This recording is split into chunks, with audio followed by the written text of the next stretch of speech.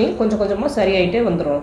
இந்த அகத்திக்கீரையை ஒரு மருந்தாக நம்ம சாப்பிட்ணும் அப்படின்னு நினச்சோம் அப்படின்னா அகத்திக்கீரையை நல்லா வேக வைத்து மோரில் கலந்து நம்ம குடித்தோம் அப்படின்னா இது ரொம்ப மருந்தாக இதை நம்ம பார்த்துக்கலாம்.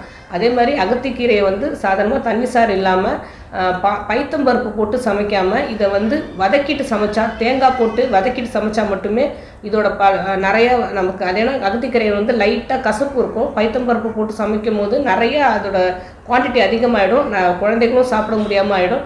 அதனால் அகத்திக்கீரையை சமைக்கும் போது வதக்கிட்டு தேங்காய் பூ துருவல் நிறையா போட்டு ஒரு முறை வந்து இந்த அகத்திக்கீரையை சாப்பிட்றதுக்கு வந்து ஒரு 500 கிராம், ஒரு கைப்பிடி அளவு, 2 கைப்பிடி அளவு மட்டும் அந்த அகத்திக்கீரையை எடுத்துட்டு அதில் 5 ஏலம், 5 கிராம் இந்து உப்பு 3த்தையும் கலந்து ஒரு சூப்பு மாதிரி நல்லா கொதிக்க வச்சுட்டு அதை வடிகட்டி டெய்லி குடிச்சிட்டனால இந்த அகத்திக்கீரையை சாப்பிட்ட பலன் நமக்கு வந்துடும். ஏன்னா அகத்திக்கீரையை கொஞ்சம் கசப்புத்தன்மை இருக்கிறதால அதில் ஏலமும் இந்து உப்பும் போடும் போது நல்ல ஒரு டேஸ்டான சூப்பு நமக்கு கிடச்சிரும்.